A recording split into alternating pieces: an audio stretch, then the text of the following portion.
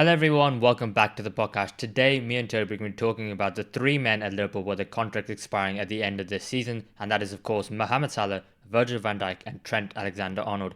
What should Liverpool do? Should Liverpool give them an open check, give them whatever money and lend the contract they want, or should they let them go for free at the end of this season? And we're going to start off with Mohamed Salah, Toby, because after the Southampton game, got 2 goals. We've all seen his shirt pick, his 8-pack, and he's in great shape at the moment and great goal scoring form as well.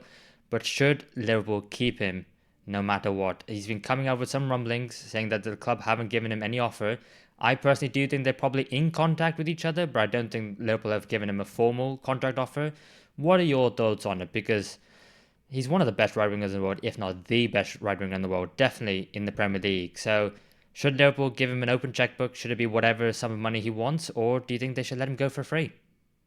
Yeah, it was that post-match interview as well, wasn't it, where he said the talks really aren't seem to be going the way that he would like to. He sounds like he really wants to stay, and maybe it's Liverpool who are sort of stalling in that department, which I think was a really surprising thing to hear, and something that we very rarely hear the players come out and outright say, especially at a time in the season where Liverpool are playing so well in both the Prem and the Champions League.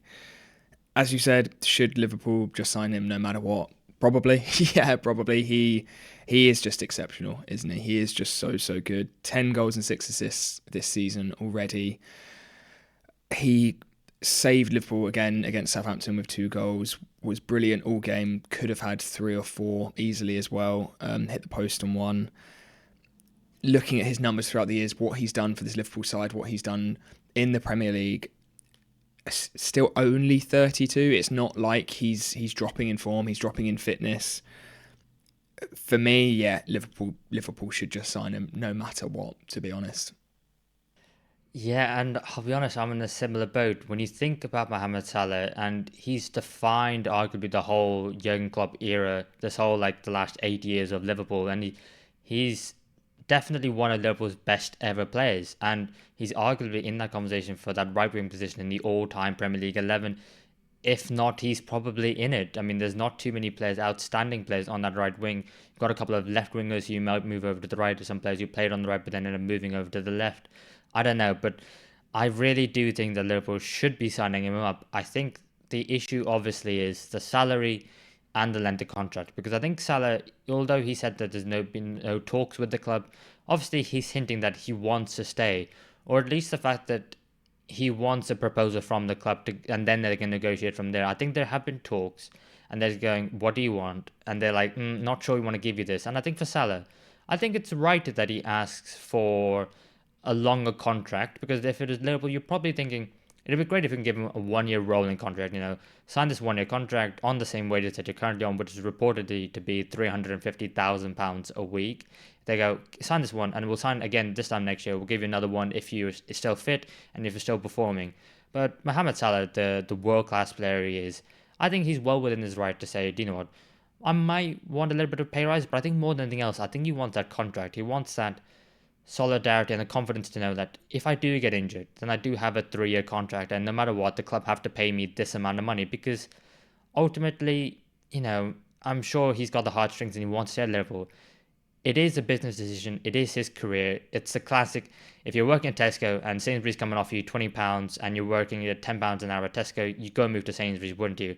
And I think he's well within his right if he's going to have to sign a contract that, at his age, he wants two, probably 3, maybe even 4 years on his contract. I think that he's well within his right to ask for that.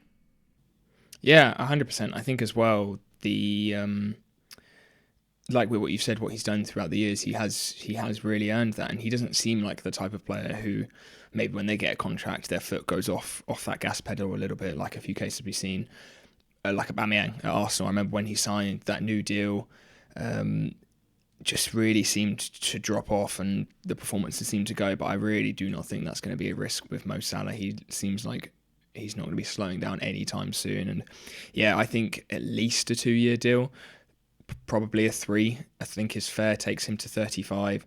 Maybe by then you've either tried to sell him when he's got a year left on his contract to, for example, the Saudi League, the Qatari League, somewhere like that where he has been linked previously, and you may still be able to get a little bit of cash, because I don't think many clubs in Europe, one, are going to be able to afford his wages, or two, particularly want to pay a big transfer fee given his age. or once that 3-year deal's down, he's still going to be performing at 34, and maybe then when he's 35, he leaves on a free. But I think to not give him a new contract, to let him go for free this summer, where I think a lot of top clubs will pick him up, I think is going to be a huge, huge miss for Liverpool. And I just think how he's performing this season and the jump from the players in sort of second position in terms of goals and assists. I think it's Diaz in the Prem with 7 goals and assists, and then it goes down to 4. He's on 16. He is still one of the best players in the league, easily. Yeah, he definitely is. And that's the thing that I'm trying to wrestle with, because if you sell Salah, you got to sign someone to replace him. And the fact that he's leaving on a free as well doesn't help your finances. So if you were to go out and sign someone, obviously they're not going to be as good as him. Unless you went out and signed Bukayo Saka, which is absolutely not happening in any way, shape, or form, or if you went and signed Lamine Yamal, who's got a £1 billion release clause in his contract at Barcelona, that's not happening either. So whoever you buy, it will absolutely be a drop off from Mohamed Salah. And so then you have to shift your whole attack, and then you go, right, the centre forwards, maybe the left wingers, maybe the midfield and the number 10. You've got to contribute with a few more goals. And then you're thinking about the rest of the players, and you're thinking, well, are they good because they're playing with Mohamed Salah? What if you take Mohamed Salah out of that team? Can they step up and can they perform? And so far, based on it, you think they do all right, but they wouldn't have the amount of goals that Salah has. I think I saw something that with goals and assists, he's contributed to like about 60% of all of Liverpool's goals in the Premier League so far this season. That is a huge amount.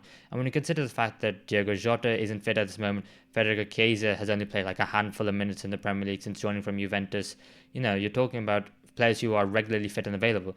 Darwin Núñez, Luis Diaz, Cody Gakpo, and then maybe Dominic Szoboszlai from midfield, or Harvey Elliott who can play in the number 10 or right wing.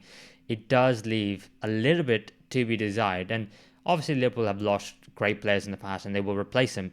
But the thing is, if you think about the short term, the answer is to replace him. But the thing is, how long a contract will Liverpool be comfortable paying him for? Because it's not what you've done previously. It's what you will do now and what you can do in the future. So in an ideal world, would you say, Tobes, how many years would Liverpool, the club, want to give Mohamed Salah? I think definitely 1, and I think probably 2. But I think after that, I think that maybe they are right to expect maybe a drop off, and he probably doesn't deserve a raise. Do you think that's fair? Yeah, I think business-wise, 2-year deal is probably the sensible thing to go. I think 1-year deal, he probably maybe not turn it down, but would want to be paid significantly more, knowing that it is only a 1-year deal. Whereas I think over 2 years, you could offer him a pay rise, like you said, on 350, maybe to 400, and then you're looking at 50k a week extra. So how much is that's going to be? When you look at it over 2 years, like you said, if they're going to be signing someone who needs to be that quality, you're looking at 60, 70, 80 million. And yes, you may be able to sign them on afterwards, but Liverpool as a club in the position shouldn't be looking and thinking about selling players. They should be thinking about signing players, using them and being one of the top clubs in the world. And I think the difference between signing someone and giving Salah 50k a week more and having him for an extra 2 years is really a no-brainer. Yeah, and I think 2 years is fair. 3 years is maybe a bit of a stretch, and when you're looking at that third season, maybe is where he is definitely going to be transitioning out of that sort of world-class bracket. So yeah, 2 years maybe with a year option to extend if in that second season he's just as good. What do you reckon? I completely agree, mate. That would be exactly what I would do. If I was Liverpool, I'd go, 2 years plus an extra one on an option, and I think I would be quite happy with that. I would be quite happy with whatever length of contract he's given, even if it's just a year. But if you're Salah, you're probably pushing for that 3 years, aren't you? And we had a look at the amount of money that players in Europe are being paid. And Mohamed Salah is the 10th most highest best paid player in the world, in Europe, sorry. He's level with Casemiro, which is before Casemiro at Real Madrid, is fair enough. Casemiro at Man United, that's absolutely bonkers. But when you think about some of the other names ahead of him, of players, top earners in Europe, there are some of those you go, you know what, he's probably better than, he's probably more consistent than, and he's probably younger than as well. So if I were to go through them, and if I just want a yes or a no, Toby, do you think you could do that?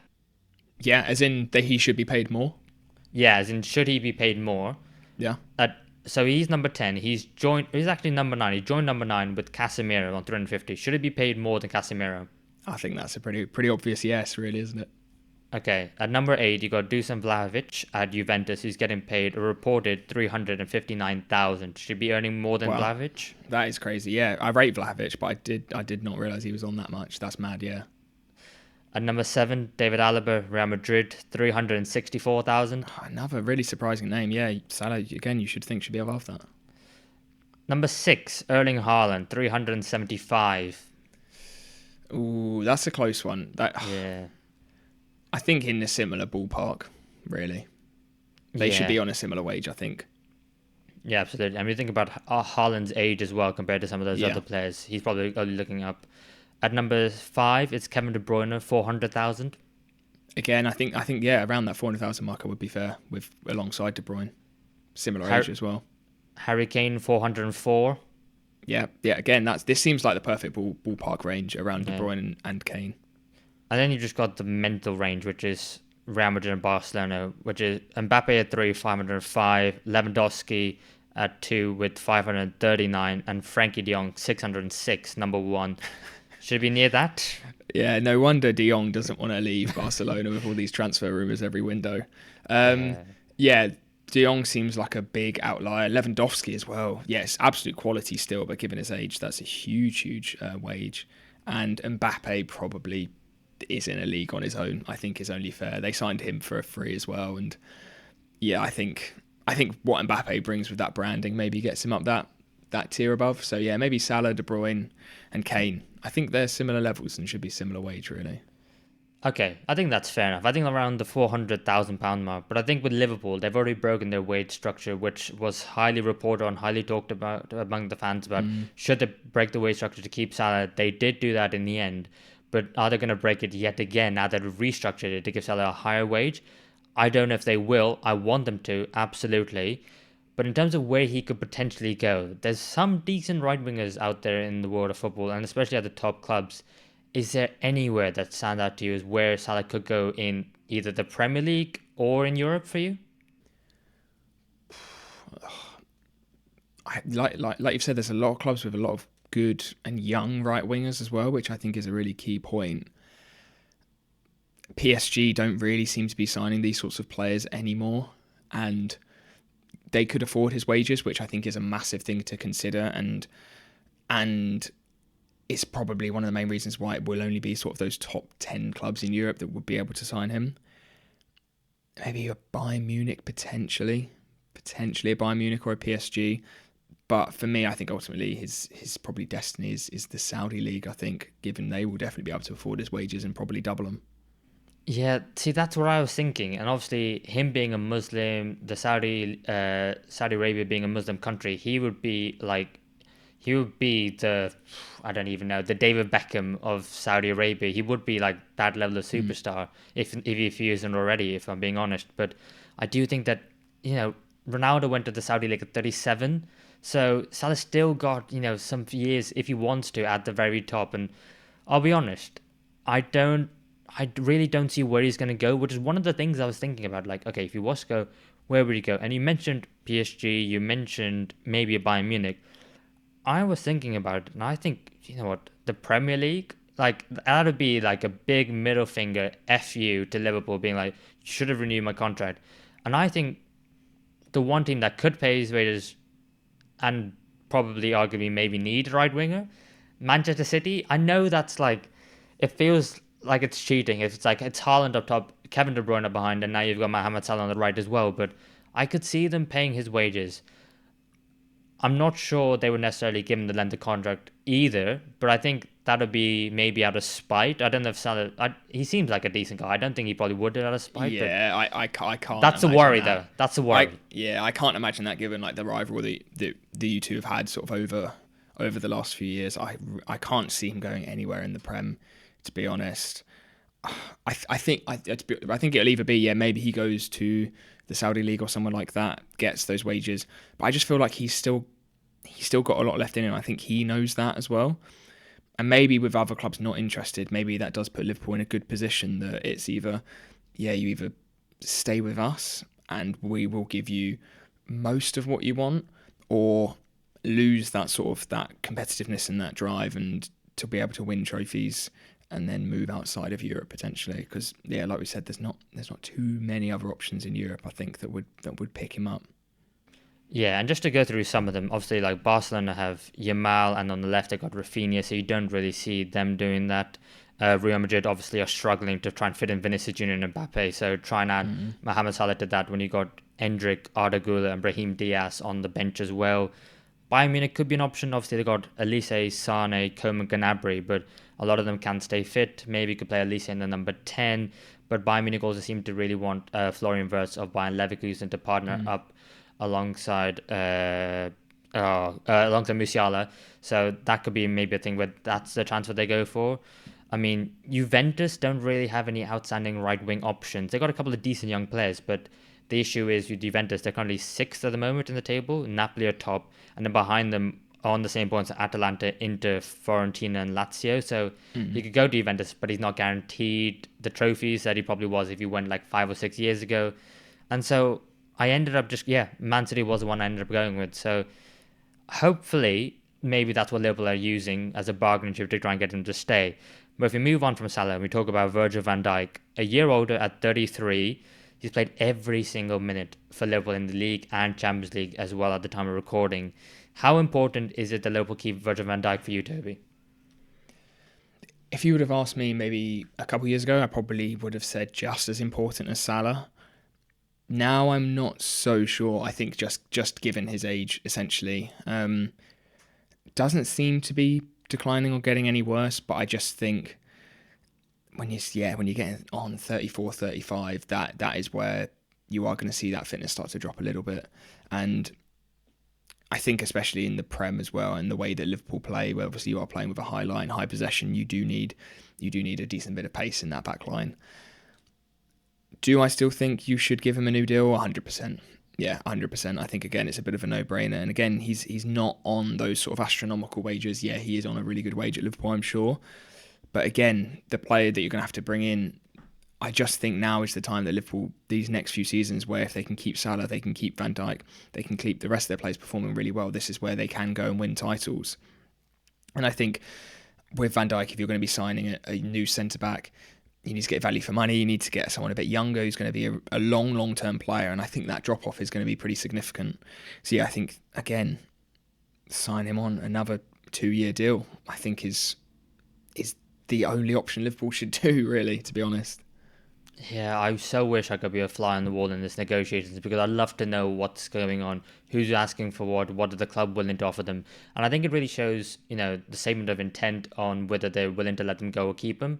Obviously, there's so many times in the transfer windows that Liverpool fans have questioned the owners and gone, or the transfer committee, and gone, do you know what, we messed up here. We had an opportunity to buy X player, we didn't get X player, and then we didn't go for the alternative. That sometimes worked out in the case that you wait for the player, you get Virgil van Dijk. Sometimes it worked out in, you want Mario Götze, don't get him, end up with Sadio Mane. But we also don't talk about the fact that sometimes it hasn't worked. I mean, think about not last summer, but actually 2 summers ago, where Liverpool ended up finishing 5th in the Premier League, and Liverpool it was clearly obvious that Liverpool's legs in midfield had gone. They needed a huge midfield rebuild, and it ended up costing Liverpool the Champions League spot, and ended up finishing 5th and not in the top 4.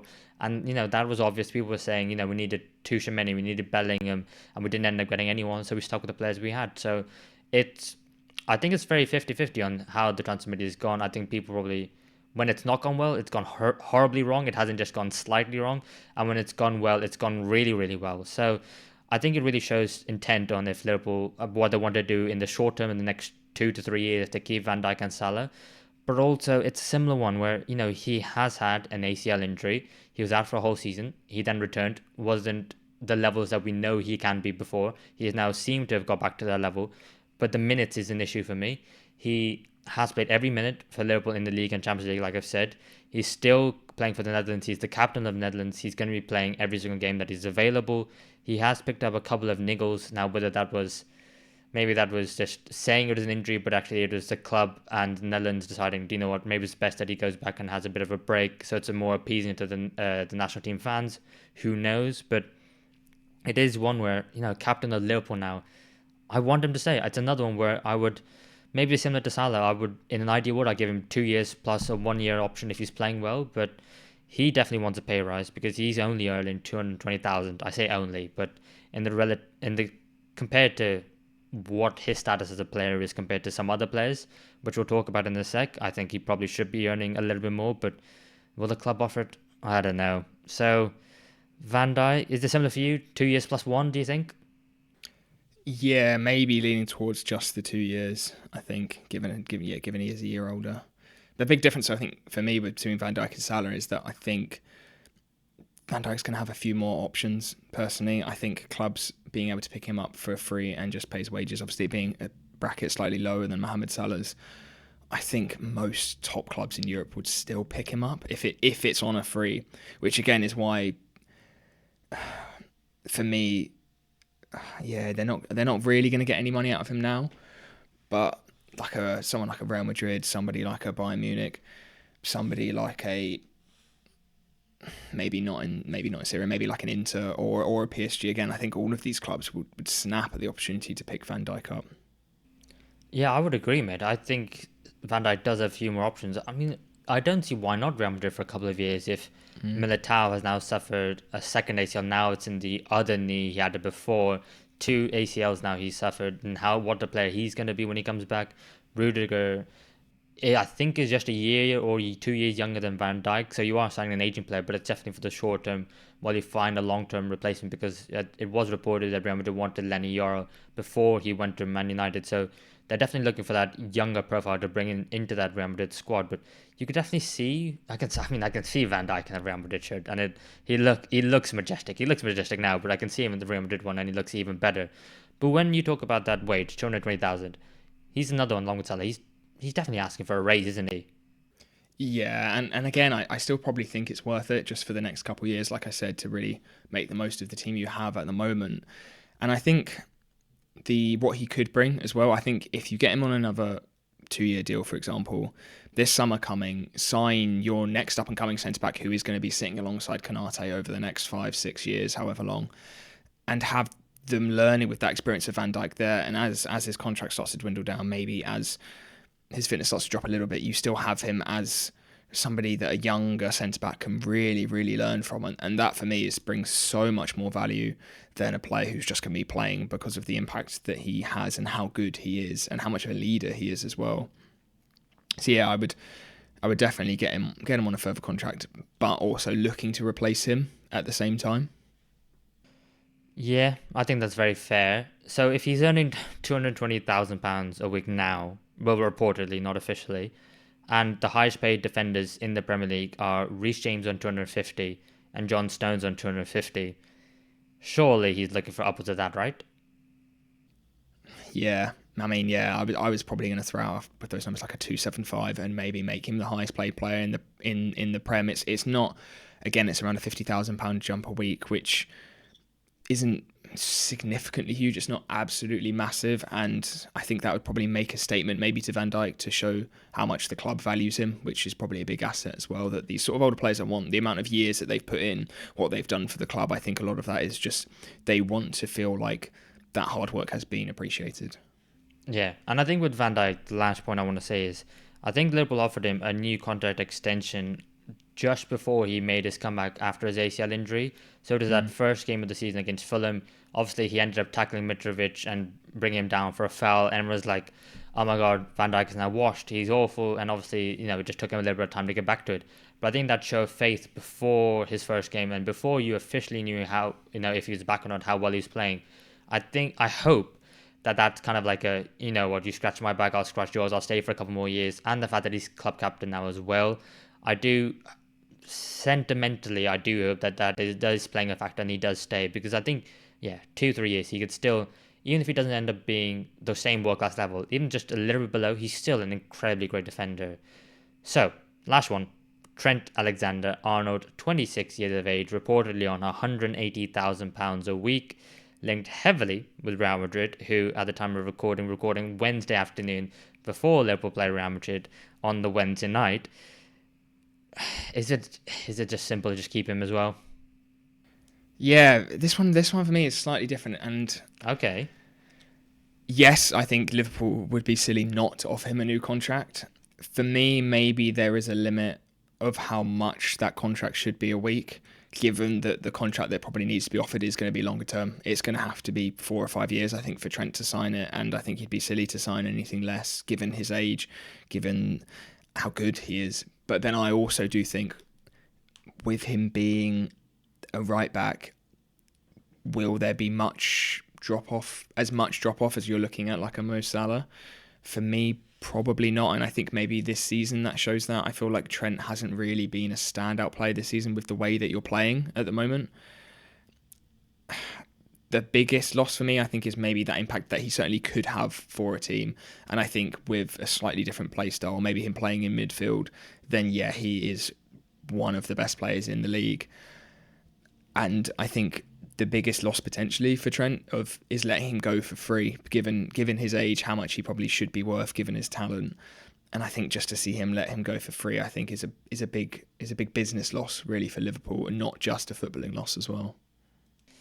Yeah, well, it's the fact that all three of them are available on free. I mean, I understand the reasons why, obviously, and in case anyone doesn't know, obviously, it's the fact that Liverpool's transfer committee hierarchy decided to leave because it seemed like Jurgen Klopp was gaining a bit more power at the club because he was doing well, and the transfer committee wasn't being listened to, the likes of Michael Edwards, and so him and his staff left. Liverpool then didn't have anyone for a transfer window. I think that was the year before Liverpool had their midfield rebuild, so everyone's saying like, oh, Liverpool need to go out and sign midfielders. That didn't happen. Then we brought in George Smatka, who I think was at Wolfsburg, who had a good relationship with Klopp last summer.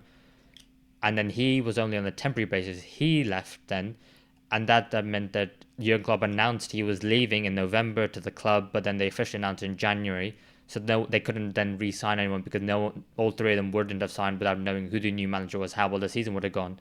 And now Michael Edwards is back and Richard Hughes is now in charge of the transfers and renewing contracts. Now they only have it for 6 months. So I can understand why. It's really bad timing, and you kind of think, just, you know what, just outwardly just lie to these players and say, oh yeah, Klopp's going to be here forever, and then just let them sign on and let them figure out for themselves afterwards. I think with Klopp, it was that he was a little bit too nice. He was like, I want to be really honest, I love these players, and who I am as a person is also important to me as who I am as a manager. And that's one of the things that we love about Jurgen Klopp, but that's also potentially a downside as well. So that's why it's all come to this situation. And ideally, you wouldn't let any of them go for free, but Liverpool are in this situation, and really, they're the ones, they've got no bargaining chips. They've got absolutely nothing apart from, we'll pay you a little bit more, but we're not willing to pay you as much as potentially some other clubs are. So really, Liverpool have nothing to offer them. And the thing with Trent is, you're trying to prime his emotions to be like, you're a Scouser, you're born and bred, this was your dream, you can become a legend at the club. He probably already is a legend, but how that changes if it leaves, who knows? Because you think about Michael Owen, won the Ballon d'Or at Liverpool, isn't really remembered whatsoever. Yeah, and when Real Madrid call, it's a very, very hard one to turn down, and I think he slots right into that team. I just don't know how much Liverpool can do to really keep hold of him in terms of wages. What would you say is like the max that Liverpool should offer? Well, I've got it here, mate. And so, like I said earlier, if Reece James and John Stones are the highest paid defenders in the league at 250, I think you're looking at Trent and you're offering more than that. You're then looking at the highest paid defender in Europe. I'm not including world football because there are some players who, I think like Kalidou Koulibaly is earning a hell of a lot in the Saudi Pro League. So I'm not including that because I don't think Trent's looking at that. So Europe, you've got David Alaba at £364,000 a week. Are you making him the highest paid defender in Europe? Highest paid defender in Europe of all time, plus one of the top 10 most expensive players in the moment. That's how much he's probably looking at. I mean, Liverpool won't give him that. Liverpool absolutely will not give him that. And they shouldn't, especially if they're going to be offering like a 4 or 5 year contract. That's a huge, huge risk, I think, really. Yeah. So here's the thing, because he is technically a defender, but he then ends up in midfield at times. He's also contributing goals and assists. I mean, this season, not so much. Only, like you said, 1 assist in the Premier League, 1 assist in the Champions League, and that's it. I would not be... I would not be offering Trent £350,000 a week. Am I? If he wanted 300,000, I'd give it to him. No, I would give him £350,000. I personally would. The club definitely won't. That's for a fact. Help me out, mate. Yeah, I think they've really got to try and get him a new contract. And I think even if just if he's like, I want to go to Real Madrid, just be like, oh come on, it's like you said, he's a boyhood fan. He's been at the club for so long. Just sign the contract and then let us sell you if you really want to go, because they could get a lot of money for him, and it's so frustrating as a club to see your top players leave on a free, and just think of the missed opportunity of how much money that could bring in to replace him or to make the rest of the squad better. Well, mate, can I ask you then? Because I've seen people say that you sell Trent Alexander-Arnold, you get him to sign a few contracts, and if you sell him, then you sell him for like a world record fee for a defender. I personally don't think, with the way the Real Madrid operate, because you've got to take into account the hidden fees, how much is an agent getting paid, what's a signing on bonus like. I don't think if Trent signed a new contract that Real Madrid come in for him, because of the fact that you're paying minimum 50, probably somewhere like 80 plus. I don't think Real Madrid pay that, plus the signing on fee, plus a bonus, plus agent fees, plus his salary, potentially a world record fee for a defender. When you think about all of that, I think they would just move on and look for someone else. So I think in Trent's head, because obviously he had that interview and he talked about, would you rather win the World Cup or the Ballon d'Or? And he said the Ballon d'Or.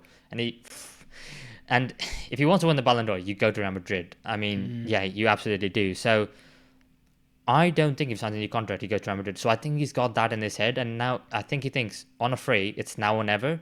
Yeah, it's a good point. Yeah, I mean, if I'm putting money on it, I think Trent is most likely to leave. Yeah, that's the end of my sentence. Trent is most likely to leave, I think. Yeah, and I think when you rank it in terms of probability and what Liverpool should do, I think they probably end up in a similar position. I think Salah and Van Dijk on short-term deals are probably no-brainers and are probably likely to happen. And Trent is maybe where you're looking at it's going to have to be a big fee, and it's probably less likely to happen. If you're sort of ranking them in those orders, I think those lists almost probably line up pretty well. Okay then, mate. Let's wrap it up then on the contracts. So I want a 1, 2, 3 of who do you think is the priority for Liverpool to keep, and then in order of who you think most to least. I then want you to tell me what you think will happen. Who's most likely to stay 1, 2, 3? I'll go first, just to give you a little bit of time. I think in terms of priority, it should be... Oh, I wish I let you go first. Mate, I can go. I think mine is exactly as I said it was before. I think it's going to be Salah is most likely to stay and should be priority. I then think it's Van Dijk should probably be second priority of getting a short-term deal, little pay increase done, and I think is probably likely to as well. Maybe Van Dijk actually is probably even more likely to than Salah, I think. And then I think you're looking at Trent, which is no disrespect to Trent, and I think should definitely be a priority for them to try and sign him. I just think with his younger age, slightly more risks, and I think also, like you said, the likelihood of him going to Real Madrid is significantly more. So yeah, it would be Salah, Van Dijk, Trent for me, both of those. And in terms of what do you think will happen? What did you say was? You think Trent's going? Yeah, I do. I think, like you've said, the opportunities lined up too well now. Okay. I will then say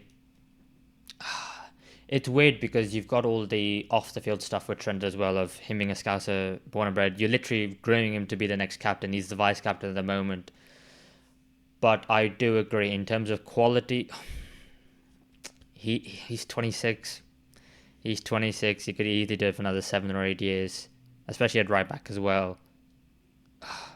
Okay, in terms of quality on the pitch, I think the most important for Liverpool to keep is Salah, Van Dijk and Trent. And Salah being most important, Trent being least important. And I think in terms of what will happen, I am pretty confident that Liverpool will keep Virgil van Dijk. I am 50-50 on Salah. And I do think that Trent Alexander-Arnold will leave Liverpool. Because I do think, differently to Steven Gerrard, he has already won everything. And I think he'll think to himself that in terms of where he wants to be recognised in terms of world football, there is a great opportunity. Carvajal picking up an ACL, Lucas Vazquez aging on in and out of the side. Could you imagine if Real Madrid signed him and Alphonso Davies on the free next summer? That Galactico side, yeah, Mbappe, Vinicius, Bellingham, yeah, the list goes on. I think Trent will go. Yeah, that's some career mode stuff right there of a summer of signing Davies and Trent. Just like, oh, they need some fullbacks. Just sign like the two best in the world in one window. Why not? Yeah, and well, like I said about hidden costs, I mean, they won't be free because they have to pay the players and the agents a lot, but it'll essentially be free for Real Madrid. And yeah, they will, my God, that'll be some FIFA Ultimate Team. But Yeah. okay, let's move on from Liverpool to talk about Leicester City because Steve Cooper has been sacked as manager after 12 games in charge of the Foxes. I've given my reaction on Monday about the news, and just in case anyone didn't see it, I'll say again, I am erring on the side that it was the right decision to make.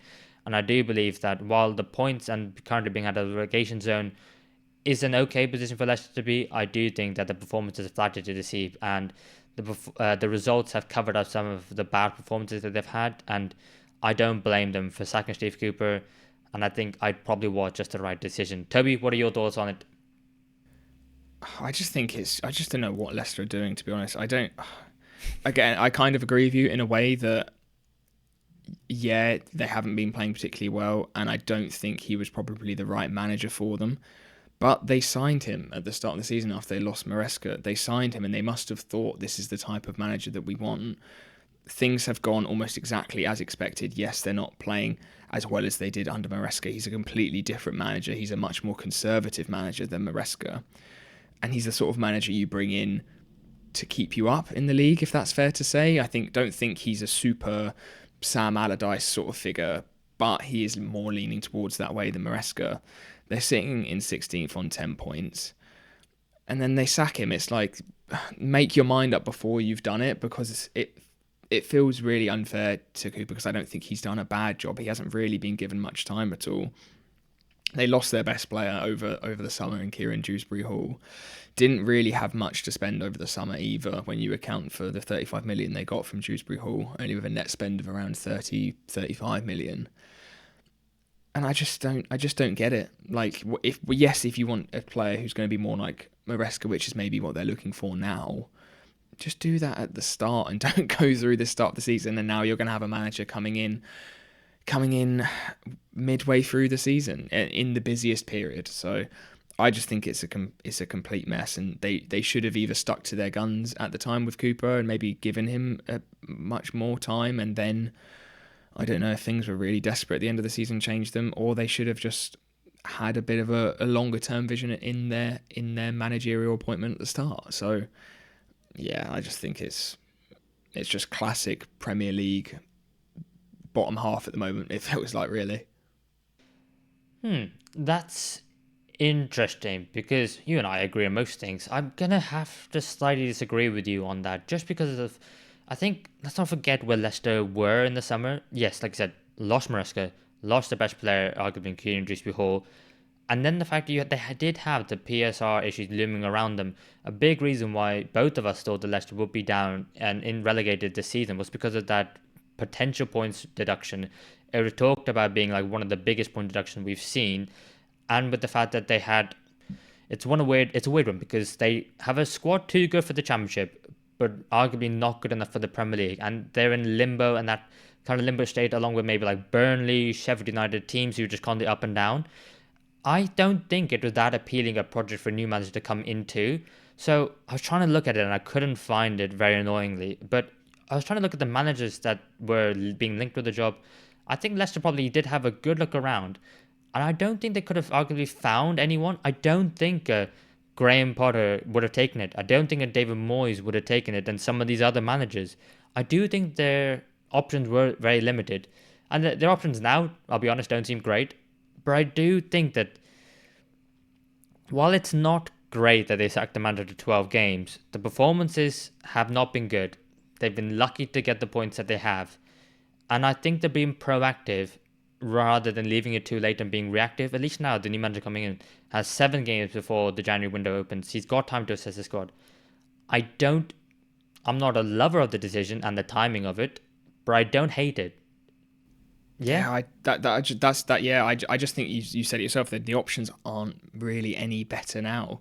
I mean, the bookies' favourite for them to come in is Ruud van Nistelrooy, who's had one season as a first team manager, and I think these I just don't get what some of the promoted sides are really thinking and what their expectations are. I mean, yes, they want to play good football, and yes, I understand it.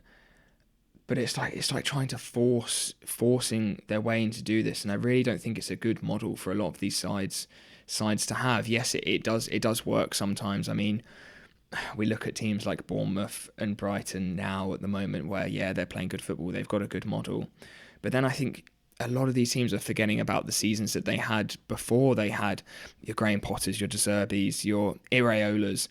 They were really, really battling for relegation and had been up and down and had seasons where they really clinged on and stayed in the league. I mean, you look at Brighton under, what was his name? Chris Hughton, exactly, where he kept them up there by the skin of their teeth, and then they got maybe someone who's a little bit more progressive. And I think that's what should have been the model for this season, where, yes, under Steve Cooper, maybe not playing great, but I don't think playing particularly badly. I mean, they've scored 15 goals in 12 games, which isn't a bad return given their squad quality.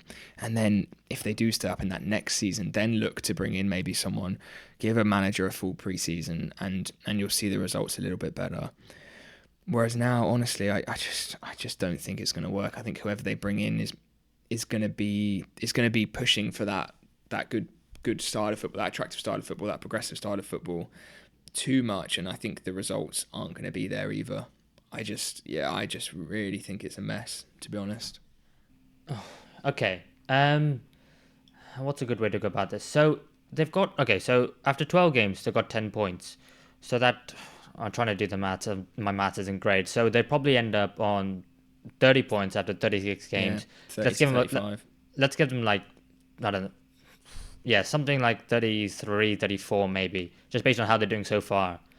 Do you think that would be enough to stay in the Premier League? Because obviously, 100%. I mean, you look at the recent records of the Prem. The bottom sides are getting less points because the top sides are getting more.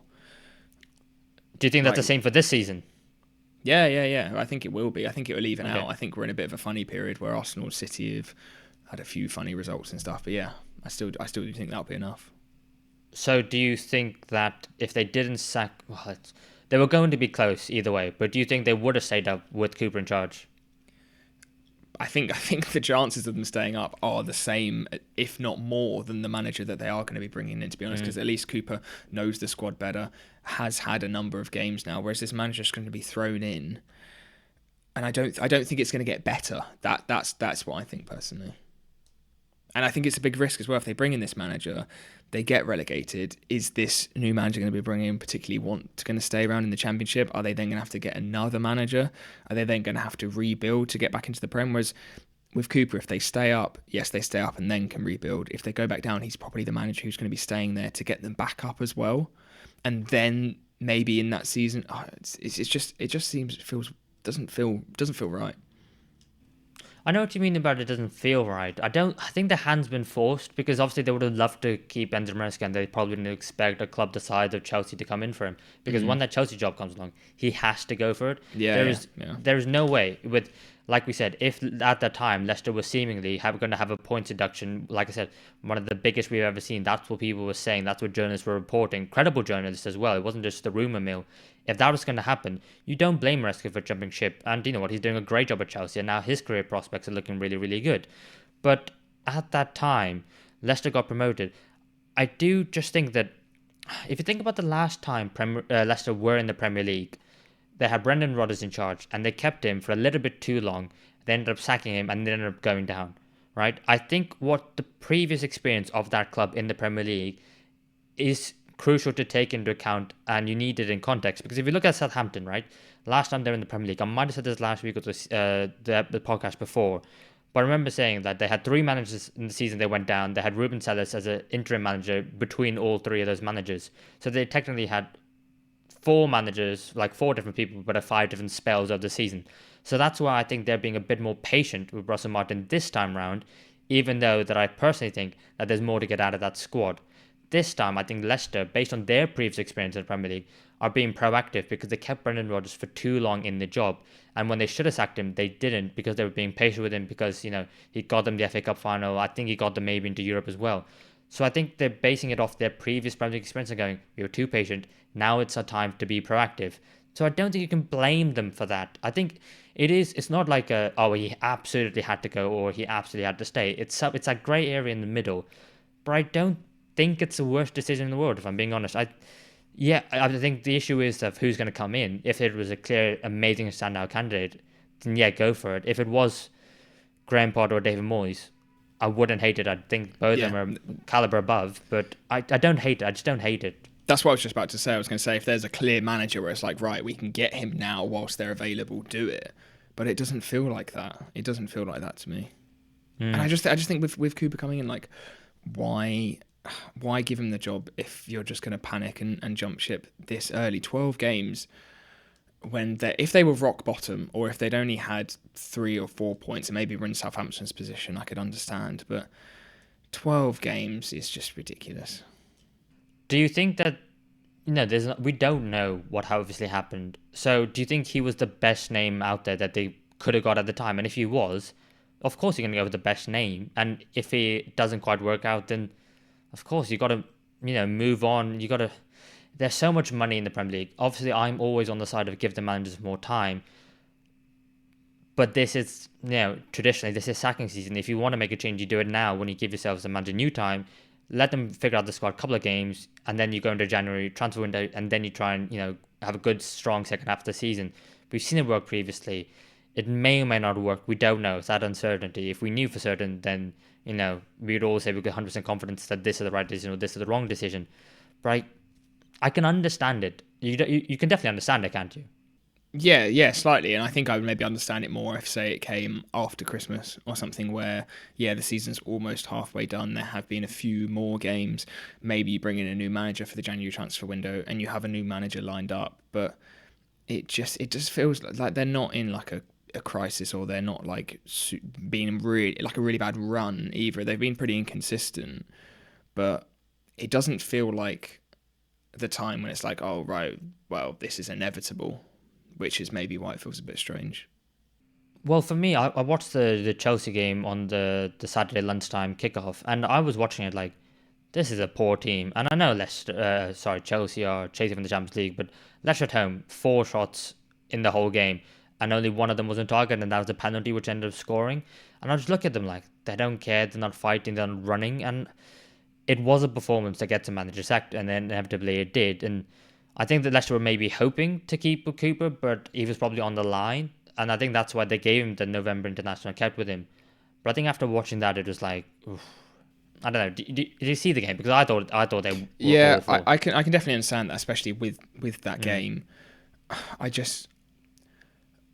I don't really know what they expected when they signed him to start with. Do you know what I mean? Like, what was really their expectation? Like, oh, Cooper's gonna play this amazing progressive football, and we might not get results, but we'll be playing really well. Or he's gonna sort of keep us clinging like onto the league, which is what we need this season, which is basically what he's doing. Like, they are getting a few results even if they're not playing well. I just feel like that's where the confusion is for me. I don't understand the appointment at the time, especially considering he was Forest's manager before, and there's obviously a rivalry there as well. You'd think like, oh, they're getting him because he's perfect, despite all of these other things.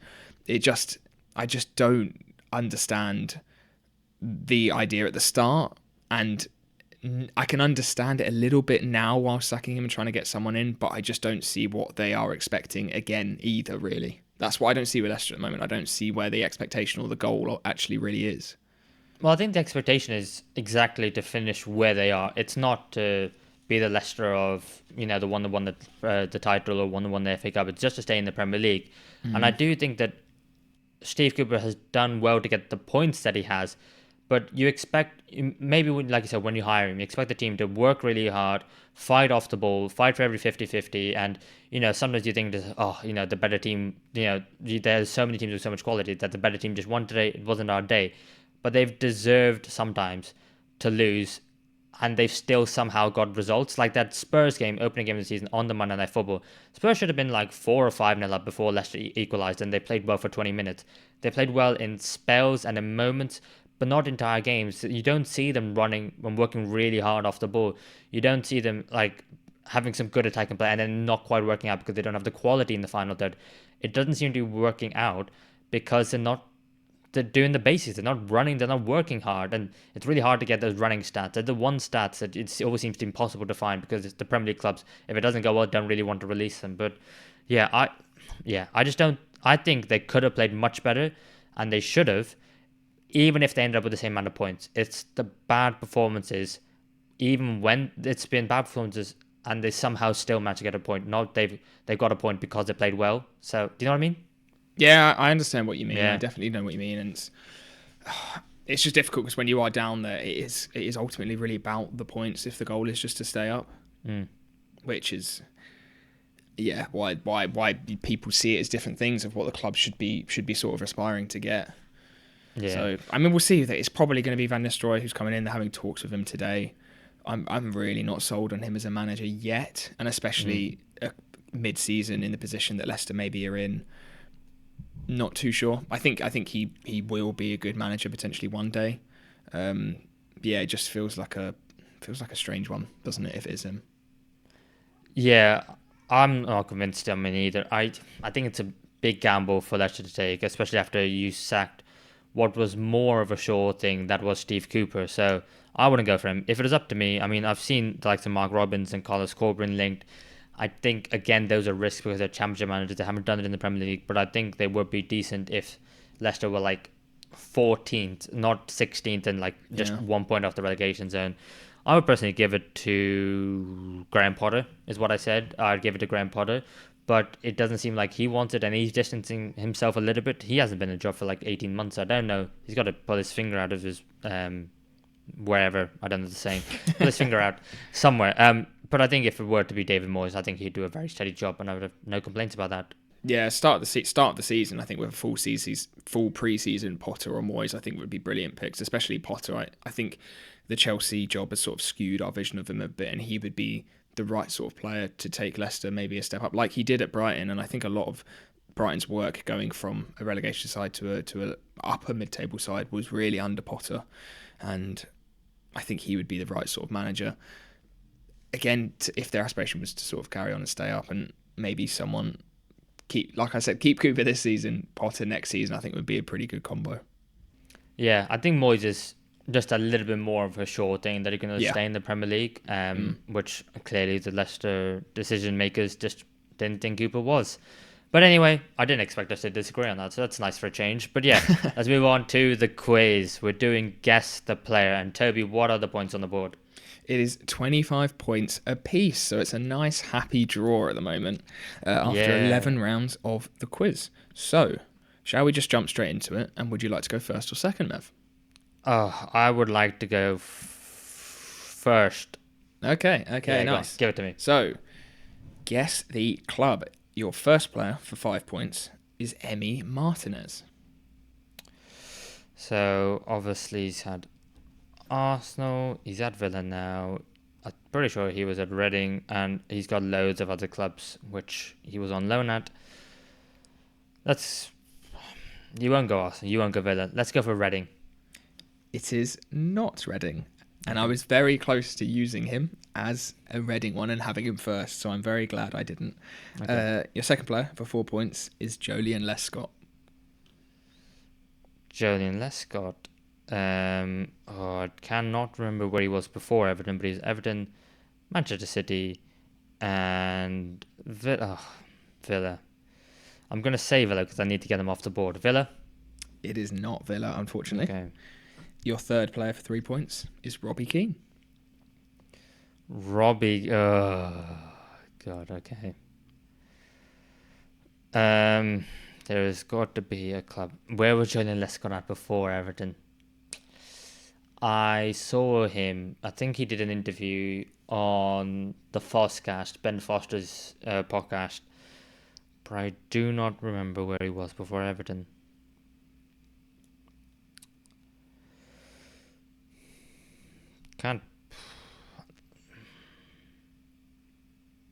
Any guesses? A random club to throw out there? Oh, I don't know. Let's say Blackburn. It is not Blackburn, unfortunately. Fourth player, 2 points. Matt Jarvis. Okay, I remember Matt Jarvis. Great, well, not great, but decent left winger. He was at Wolves. I'm pretty sure he's at West Ham. I don't really remember where else he was at. He might have been at Stoke. He seems like a Stoke-esque player. I'm gonna get 1 point. Let's go for West Ham. It's not West Ham, unfortunately. Last player for a point, Diogo Jota. Is it Wolves? It is Wolves for a point. Oh, you said them on Jarvis as well, and I thought, he's got it. Yeah, just the 1 point there. Martinez, had a loan spell there. Lescott, his most played for club. He played there for 6 years, and I think he played over 200 games for them, which I had absolutely no idea, which is why I threw him in there. Robbie Keane, was there early on in his career. Matt Jarvis, obviously very well known for them, and Jota there before Liverpool. Oh, that's disappointing, but that's all right. 1 point. You ready for yours, mate? Hell yeah. Please don't blow me out of the water with how well you do. But your first player for 5 points is John Arne. John Arne. Okay, I know a couple of his teams. I know he was at Fulham, and I know he was at Roma, and obviously Liverpool, but it's not going to be them. And he was at a Scandinavian club, I assume Norwegian, but I'm not sure. But I can't remember who it was. Fulham or Roma? Let's go Roma. And he's got it in one. Oh, the 5-pointer! Get in. I haven't had one of those for absolute donkey's years. Mate, I completely forgot he was at Roma, and I thought you would too. Get in. But clearly you didn't. That's huge. That's huge. God. Buzzing. So the next player would have been Bojan. Okay, I think I know he was Roma as well. Did you? Yeah. I think I've gone easy. Then would have been Luca Dean. Yeah. Antonio Rudiger. That one I wouldn't have guessed. I would not have guessed that. Really? At all. Yeah, if you would have put that first, I would have probably guessed a German club. He was actually at Roma before he joined Chelsea. Wow. Yeah. No idea on that. That's crazy. And then Chris Smalling. Yeah. Obviously. Kind of maybe the wrong order. I think if you would have put Rudiger first and then maybe shuffled it around, I probably would have struggled on that a little bit more. But yeah, Reece at Roma was in the back of the head somewhere. I hate you. Yeah. All right, fair enough. 4 point lead now, 30 points to 26. Well, that means we finished a couple minutes early, but that's all right because I have to go get ready to watch Liverpool versus Real Madrid, so that's okay. Hopefully Good game. Boys, we'll see. Well, this is coming out Thursday evening or afternoon, so hopefully, like Salah doesn't do his ACL, and then they're like, oh well, it doesn't matter. Obviously, he's going to take the contract, isn't he? Yeah, we'll see. We'll see Trent and Ancelotti chatting after the game. Then Mate, we'll be in trouble. I guarantee you, we're going to see Trent and Bellingham talking at some point. Oh bloody hell, yeah! It was great. It was great when Bellingham was Trent was talking to Bellingham to try and get him to come to Liverpool. But now that he's talking to Trent to take him to Real Madrid, it's awful. It's absolutely awful. The tables have turned. Yeah, well and truly, like it was in the quiz. But there we go. That's it for this week's episode of the podcast. If you enjoyed it, please give us a like, subscribe to the channel, and we will see you in the next one.